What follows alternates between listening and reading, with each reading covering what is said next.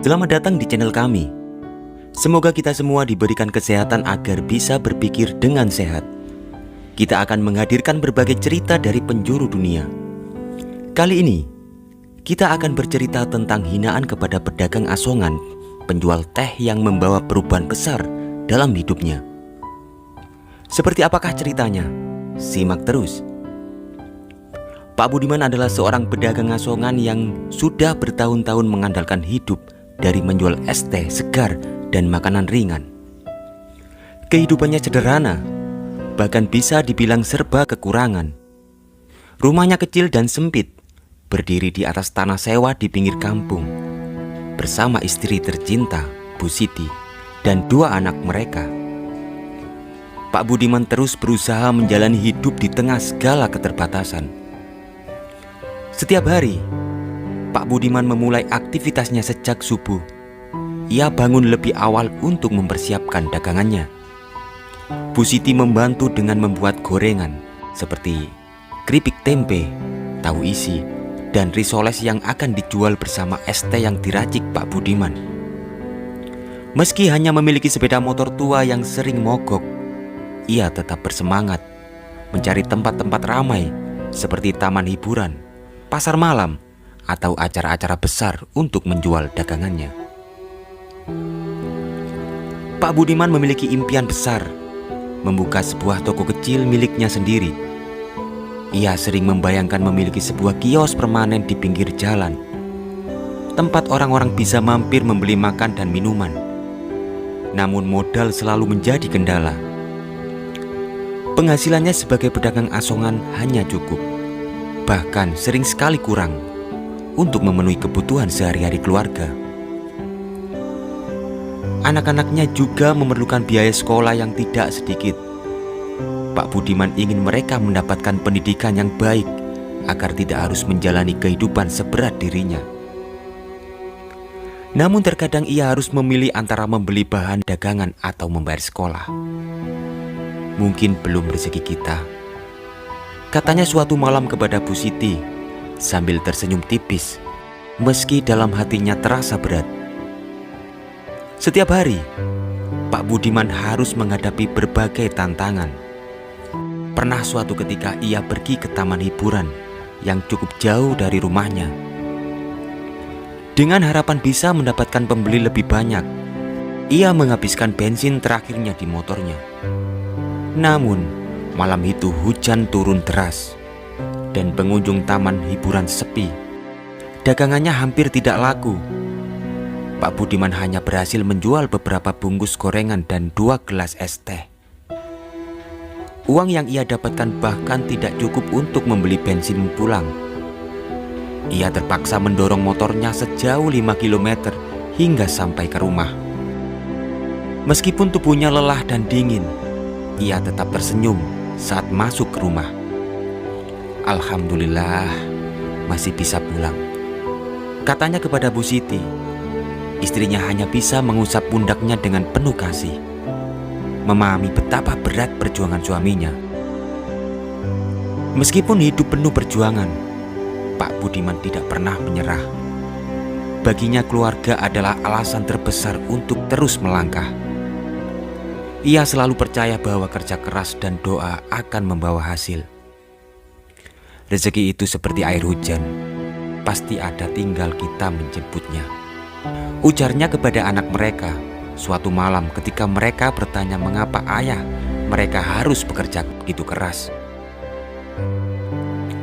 Pak Budiman juga dikenal ramah kepada pelanggannya. Ia sering bercanda dengan anak-anak kecil yang membeli es teh atau berbicara hangat dengan orang dewasa. Sikapnya yang rendah hati membuat banyak orang senang membeli darinya, meskipun keuntungan yang didapat tak seberapa. Pak Budiman mendengar ada sebuah acara keramaian besar. Seperti biasa, dengan semangat meski bekal pas-pasan, ia menyiapkan dagangannya. Kotak es teh segar sudah penuh. Gorengan sederhana hasil buatan istrinya Bu Siti tertata rapi di keranjang. Hari itu, ia bersemangat pergi ke acara besar di alun-alun kota. Musik dangdut dengan panggung besar dipastikan menarik banyak orang. Ia berpikir, mungkin ini rezeki hari ini. Namun sejak pagi, awan gelap sudah menggantung di langit. Meski begitu, Pak Budiman tetap melangkah. Baginya, tidak ada pilihan selain mencoba. Kalau nggak jalan, siapa yang kasih makan anak-anak di rumah? Pikirnya. Saat tiba di alun-alun, acara sudah dimulai. Musik dangdut mengalun kencang. Suara penyanyi terdengar menghibur penonton. Namun hujan deras turun tiba-tiba, membuat sebagian besar orang mencari tempat berteduh. Pak Budiman hanya bisa menutupi kotak dagangannya dengan plastik seadanya. Es teh yang biasanya laris saat cuaca panas kini nyaris tak dilirik. Dia mencoba menawarkan dagangannya dengan ramah. "Es teh, Bu, Pak, segar manis dingin." Namun sebagian besar orang menolak dengan sopan, sementara yang lain hanya menggeleng tanpa berkata apa-apa. Sejam berlalu, dagangannya masih penuh. Hujan mulai reda, tapi udara dingin membuat orang-orang lebih memilih meminum hangat yang dijual pedagang lain. Pak Budiman memutuskan mendekat ke panggung, berharap keramaian yang mulai kembali akan membawa pembeli. Namun saat itu, seorang pembawa acara di atas panggung melihat Pak Budiman dan berkata dengan nada bercanda, "Wah, Bapak ini jualan es teh di cuaca begini. Siapa juga yang mau beli? Goblok, es teh buat mandi ya, Pak." Penonton tertawa.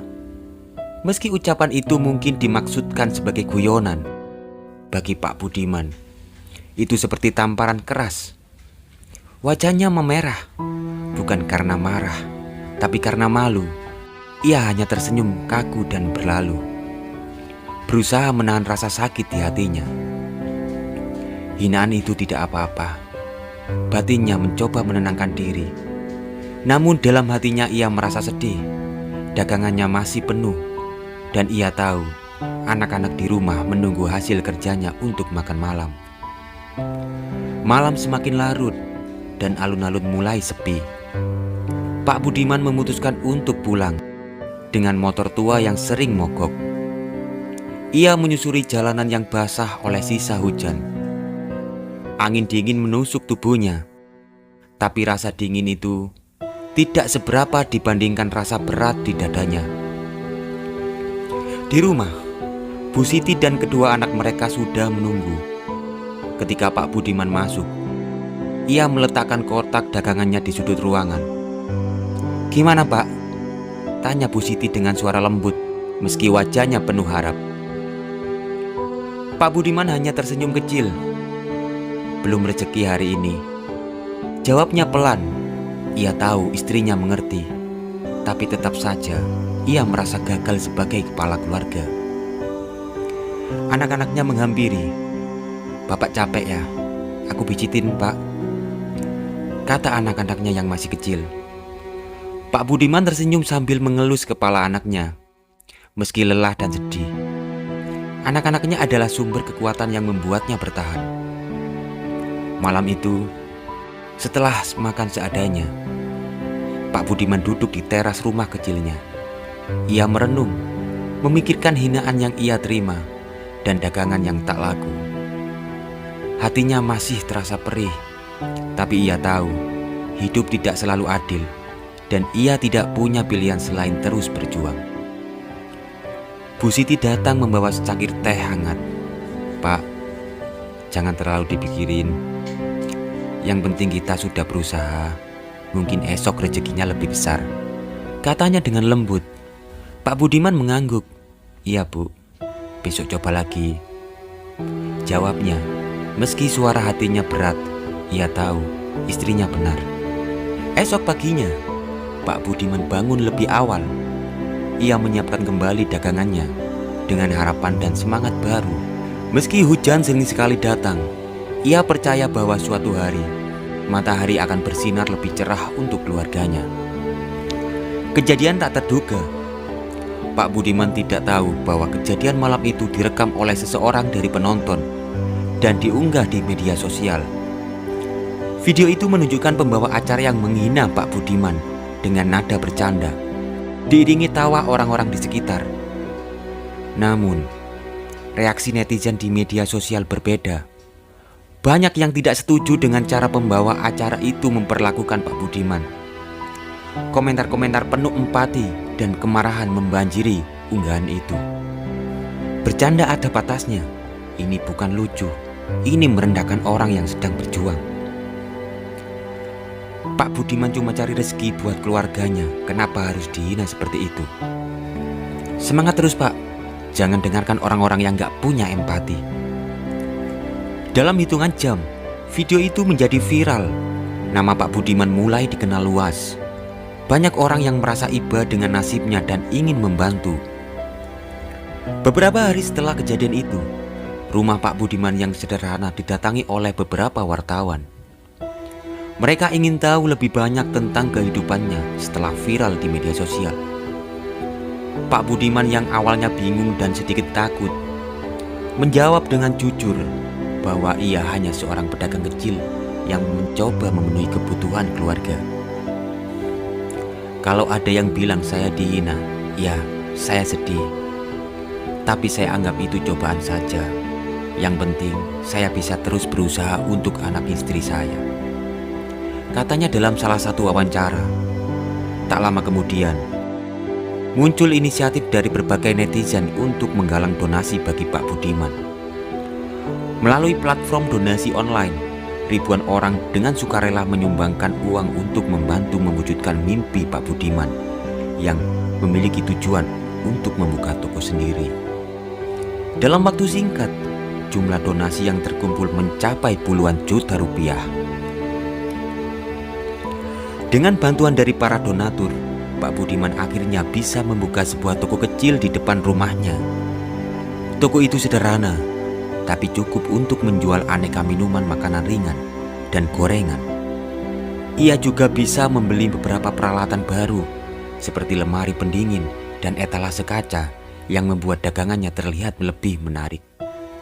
Alhamdulillah, ini semua berkat bantuan dari orang-orang baik. Saya tidak pernah menyangka akan mendapatkan rezeki sebesar ini, kata Pak Budiman dengan mata berkaca-kaca saat peresmian toko kecilnya. Anak-anak Pak Budiman juga merasa bangga. Mereka kini bisa membantu ayah mereka di toko setelah pulang sekolah. Tidak hanya itu, uang yang tersisa dari donasi digunakan untuk memperbaiki rumah mereka yang sebelumnya hampir roboh. Kehidupan Pak Budiman berubah drastis. Dari seorang pedagang asongan yang sering sekali pulang dengan hasil tak seberapa, ia kini memiliki usaha yang lebih stabil. Namun yang paling berharga baginya bukanlah uang atau popularitas, melainkan pelajaran bahwa hinaan atau cobaan dalam hidup dapat menjadi pintu menuju keberkahan. Kalau bukan karena hinaan itu, mungkin saya tidak akan sampai di titik ini. Saya hanya ingin mengucapkan terima kasih kepada semua yang telah membantu.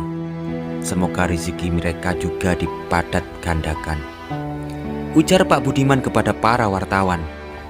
Pak Budiman kini menjadi simbol perjuangan dan keteguhan hati. Meski pernah terluka oleh kata-kata, ia memilih untuk tetap maju. Dan dari luka itu, ia menemukan jalan menuju mimpi-mimpinya. Dunia mengenalnya bukan sebagai orang yang dihina, tapi sebagai sosok yang mampu bangkit dan menginspirasi.